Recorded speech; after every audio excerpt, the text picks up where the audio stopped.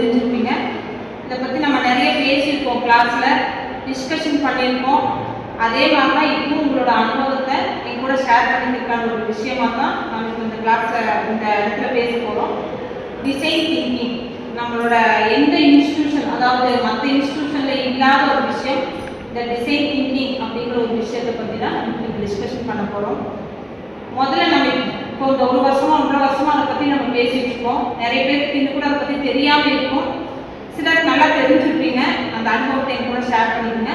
First design thinking அப்படிங்கிற அந்த வார்த்தைக்கான meaning என்ன, நீங்கள் எப்படி தெரிஞ்சுருக்கீங்க, அதுக்கான கருத்தை எப்படி தெரிஞ்சுருக்கீங்களோ அதை என்கிட்ட சொல்லுங்க பார்க்கலாம். டிசைன் திங்கிங் அது வந்து 5 ஸ்டேஜஸ் இருக்குது. ஃபஸ்ட்டு ஸ்டேஜஸ் வந்து எம்பத்தினா வந்து எப்படி ப்ராப்ளம் ஐடென்டிஃபை பண்ணுவாங்க. அதுக்கப்புறம் டிஃபைனாக ப்ராப்ளம் வந்து எப்படி முடியும். ஐடியானா ப்ராப்ளமுக்கான சொல்யூஷன்ஸ் ஐடியா வந்து கிரியேட் பண்ணணும். அதுக்கப்புறம் வந்து ப்ரோட்டோடைப்னால் நிறையா மாடல்ஸ் பண்ணுவாங்க. அதுக்கப்புறம் அதை எடுத்துகிட்டு போய் பார்ப்பாங்க, அது செட் ஆகுது இல்லைன்னா அதான் ப்ரோட்டோடைப்னு மாடல் பண்ணுவாங்க. நெக்ஸ்ட்டு வந்து டெஸ்ட்டுனா வந்து ப்ரோட்டோடைப் மாடல்லாம் முடிஞ்சதுக்கப்புறம் ஒரு ஆப்பாவோ இல்லை அது ஒரு இன்னொரு மாடலாக கூட இருக்கும். அது வந்து சக்ஸஸ்ஃபுல் ஆச்சுன்னா அது வந்து இன்னோவேஷன் இருப்பாங்க. அதான் டெஸ்ட் பண்ணுவாங்க. நல்லா புரிஞ்சு வச்சுக்கோங்க, பரவாயில்ல தெரிஞ்சு வச்சுக்கோங்க. இந்த டிசைன் திங்கிங் அப்படிங்கிற பற்றி நீங்கள் ஒரு பேப்பராக சப்ஜெக்டாக படிச்சிருக்கீங்க. அது என்னென்ன சப்ஜெக்ட்லாம் நீங்கள் படிச்சிருக்கீங்க, அது என்னென்ன விஷயங்கள்லாம் படிச்சிருக்கீங்கன்னு எனக்கு ஷேர் பண்ணலாம். இந்த டிசைன் திங்கிங் சப்ஜெக்டில் வந்துட்டு நாங்கள் இன்னும் ஃபர்தராக டீட்டெயிலாக நாங்கள் வந்து டிசைன் திங்கிங்னா என்னென்னு படித்தோம். இதில் வந்துட்டு இப்போ ஒரு ப்ராஜெக்ட் ஒரு ப்ராப்ளம் ஸ்டேட்மெண்ட் எடுத்து அதில் நம்ம ஒர்க் பண்ணுவோம். ஸோ அந்த ப்ராப்ளம் எடுத்து நீங்கள் எப்படிலாம் ஒர்க் பண்ணணும், எப்படிலாம் சொல்யூஷன் கொடுக்கணும்னு சொல்லிட்டு ஃபீஸிபிலிட்டி வரையபிலிட்டி அந்த மாதிரி நாங்கள் எப்படி அதுக்கு வந்துட்டு சொல்யூஷன் கொடுக்கணுங்கிற ஸ்டெப் பை ஸ்டெப்பாக நாங்கள் படிச்சிருக்கோம். ஒரு ப்ராஜெக்ட் எடுக்கிறோன்னா நீ அதை வந்து எப்படி அனலைஸ் பண்ணணும், எங்கேருந்து நீ ஸ்டார்ட் பண்ணணும், எதில் வந்து இம்ப்ளிமெண்ட் பண்ணணும், எப்போ வந்து ப்ரோட்டோடைப் கொடுக்கணும், நீங்கள் எப்படி நீ ஃபீட்பேக்லாம் யார்கிட்டலாம் வாங்கணும், யார்கிட்டலாம் கேதர் பண்ணணும் இன்ஃபர்மேஷன், இந்த மாதிரி விஷயங்கள்லாம் வந்துட்டு டீப்பாக அனலைஸ் பண்ணி நாங்கள் ரிசர்ச் சப்ஜெக்டில் படித்தோம். மெயின் இப்போ இந்த 2 பேர் சொன்ன விஷயத்துலேருந்து எனக்கு ஒரு விஷயம் என்ன புரியுதுன்னா, ஒரு ப்ராப்ளம் நமக்கே வந்தாலும் சரி, அந்த ப்ராப்ளத்தை எப்படி சால்வ் பண்ணணும், எடுத்தோ போட்டோ ஒரு விஷயத்தை நம்ம ஷேர் பண்ணக்கூடாது. ஒரு பிரச்சனைக்கு அவசரமாக ஒரு முடிவு எடுத்தோம்னு சொன்னால், சிலர்லாம் சொல்கிறாங்க கோபத்தில் ஒரு முடிவு எடுத்தோம்னு சொன்னால் அது சரியாக வராது இல்லையா. ஸ்டெப் பை ஸ்டெப் என்ன பண்ணணும், அந்த பிரச்சனைக்கு எப்படி தீர்வு கண்டுபிடிக்கணும் அப்படின்றதா நீங்கள் 2 பேர் சொன்ன விஷயத்துலேருந்து நான் தெரிஞ்சுக்கிட்ட ஒரு விஷயம். நிறைய விஷயம் உங்கள்கிட்டருந்தே நான் தெரிஞ்சுக்கிற மாதிரிலாம் நிறைய விஷயம் இருக்குது. இப்போ ஒரு பிரச்சனை அப்படின்னா அந்த பிரச்சனைக்கு நம்மளே ஒரு சொல்யூஷன் கண்டுபிடிக்கணும் இல்லையா. மெயின் அந்த டிசைன் திங்கிங் அப்படிங்கிறது அர்த்தம் என்னன்னா, ஒரு பிரச்சனைக்கு எப்படி முடிவு கண்டுபிடிக்கிறதா அதுக்கான சொல்யூஷன் என்னன்னு கண்டுபிடிக்கிறதா மெயின். இது எல்லா விஷயத்துமே இல்லை, வாழ்க்கையிலையும் சரி, மற்ற நம்மளுடைய பாடம் சம்மந்தமானாலும் சரி, நம்ம நாளைக்கு ஒரு பிஸ்னஸ் பண்ணாலும் சரி, எல்லா விஷயத்துக்குமே ஒரு அடிப்படை தான் இந்த டிசைன் திங்கிங். இந்த டிசைன் திங்கிங் அப்படிங்கிறத நம்ம நிறைய பேர் நிறைய மாதம் ஒரு விஷயம் பண்ணிட்டு இருக்கோம். அது என்னது டிசைன் திங்கிங்? மாதம் ஒரு 5 விஷயம் நீங்கள் எல்லாருமே பண்ணிட்டு இருக்கீங்க. அது என்னது, அதை பற்றி சொல்லி பார்க்கலாம். 5 பில்லர்ஸ் கேள்விப்பட்டிருக்கீங்களா? பண்ணிட்டு இருக்கோமா? எல்லாரும் பண்ணிட்டு இருக்கீங்க சரியா. நாங்களும் பண்ணுறோம், நீங்களும் பண்ணிட்டு இருக்கோம். அது எந்த அளவுக்கு யூஸ்ஃபுல்லாக இருக்குது, அது என்னென்ன விஷயமெல்லாம் நீங்கள் பண்ணுறீங்க. சிஎல்டி, சிஎஃப்சி, எஸ்ஆர்ஐ, ஐஏபிசி, ஜென்ரலாக மீடியாவில் நம்ம லைக் கமெண்ட் ஷேர் எல்லாம் கொடுக்கணும்.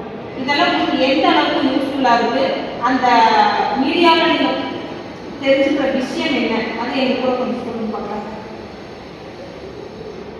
லிங்க்டின்ல வந்து போஸ்ட் நிறைய போடுறோம், அதனால ஜாப் அதிகமாகுது. அதை விடவே நமக்கு வந்து 12th முடிச்சுட்டு காலேஜ் வந்து 5 பில்லர் இருக்குது.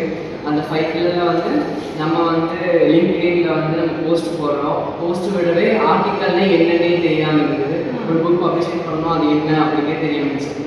எஸ்எஸ் காலேஜில் வந்து நம்ம டிசைன் திங்கிங்கில் வந்து ஒரு ஆர்டிக்கல்னா என்ன, ஒரு பப்ளிஷ் பண்ணுறதுனா என்ன, ரேப்பர் ப்ரெசன்டேஷன்னா என்ன அப்படிங்கிற மாதிரி பல விஷயமான இது வந்துச்சு. ஆனால் நான் 5 பில்லரில் வந்து முக்கியமாக எனக்கு ரொம்ப ஒரு வந்து CLT, centre for learning teaching, அது வந்து மாணவர்களுடைய கற்பித்தல் முறையை மேம்படுத்துறதுக்காக நம்ம கொண்டு வந்திருக்காங்க. அந்த இதில் வந்து நம்ம சென்டர் ஃபார் லேர்னிங் டீச்சிங்கில் வந்து நம்மளுக்கு என்னென்னலாம் ஒரு கல்ச்சரலாகட்டும், எல்லாத்துலேயுமே ஒரு கோஆர்டினேட்டராக இருக்கிறதாகட்டும், ஒரு விழா வந்து எடுத்து நடத்தி கொடுத்தே இருக்கிறதாகட்டும், அது வந்து முக்கியமாக வந்து ஒரு போல்டாக பேசுகிற மாதிரி ஒரு பேச்சு திறன் நம்மளுக்கு கண்டிப்பாக அவசியமாக இருக்குது. அந்த பேச்சு நமக்கு என்னன்னா centre for learning teaching level, அதுவும் ஒரு வெளியிடங்களில் போய் நம்ம பேசுறது, இந்த மாதிரி நம்ம படித்த ஸ்கூலுக்கே போய் இந்த மாதிரி எஸ்எஸ் காலேஜில் டிசைன் திங்கிங் இருக்குது அந்த 5 பில்லர் பற்றி சொன்னோம்னா அவங்களுக்கிடையே வந்து ஒரு மாணவர்களே ஒரு ஊக்குவிப்பு திறனையும் ஏற்படுது. இதை பார்த்தா நான் இதை தெரிஞ்சுக்கிறது சிஎல்டி சென்டர் ஃபார் லினியேஜ் தான் ரொம்ப உதவியாச்சு. அதாவது சொல்லிக் கொடுக்குற மெத்தட் நமக்கு எப்படின்னு தெரியாது இல்லையா? இப்போ நான் சொல்லிக் கொடுக்குறேன்னா நீங்கள் அதை கேட்குறீங்க. ஆனால் நீங்களே ஒரு கொஸ்டின் அங்கே போய் அந்த ஸ்கூலில் வந்து இதை பற்றி இப்படியெல்லாம் இருக்குது அப்படின்னு சொல்கிறப்போ ஒரு அனுபவம் நமக்கு வித்தியாசமாக இருக்குது. நம்ம ஒரு ஸ்டாஃப்ன்ற ஒரு கொஸ்டினில் போய் நம்ம சொல்லிக் கொடுக்குறோம். அது மட்டும் கிடையாது, நிறைய விஷயங்கள் நமக்கு தெரிஞ்ச விஷயத்தை அவங்ககிட்ட நம்ம ஷேர் பண்ணிக்கிறோம், அவங்களுக்கு அதை புரிய வைக்கிறோம். அப்போ நமக்கே ஒரு சந்தோஷமான ஒரு அனுபவமாக இருக்கும். அதுதான் அந்த பூட் கேம்ப் அப்படிங்கிற மாதிரி நம்ம நிறைய ஸ்கூலில் போய் சொல்லிக் கொடுக்குறோம். இன்னும் சிலதெல்லாம் பார்த்தீங்கன்னு சொன்னால் லிங்க்டின்ல கனெக்ஷன் சொல்கிறோம். அதெல்லாம் நமக்கு லிங்க்டின் பற்றியெல்லாம் இதுக்கு முன்னாடி எதுவும் தெரிஞ்சிருக்காது. இன்ஸ்டாகிராம்லாம் கூட ஓரளவு தெரிஞ்சிருக்கோம், லிங்க்டினை பற்றியெல்லாம் தெரியாது. ஆனால் அதுக்குள்ள நம்ம ஒரு ஆர்டிக்கல் போடுறோம், புரிஞ்சுதா? நிறைய பேருக்கு கூட கனெக்ஷன் ஆகும் அப்படிங்கிற விஷயம் எல்லாமே சும்மா நம்ம ஏதோ மொபைல் வச்சு பார்த்துட்டு இருந்ததோட இருந்தது.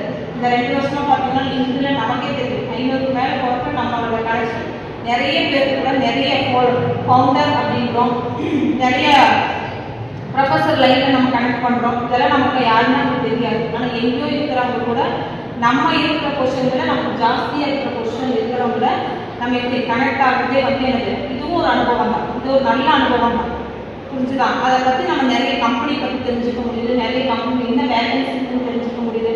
அதனுடைய அனுபவங்கள்லாம் அவங்க கூட நமக்கு ஷேர் பண்ணுறப்போ இன்னும் நம்மளுடைய அறிவு எனக்கு நிறைய விஷயத்தை யோசிக்கிற மாதிரி இருக்குது. இன்னும் மற்றது நீங்கள் உங்கள் அனுபவத்தை எனக்கு சொன்ன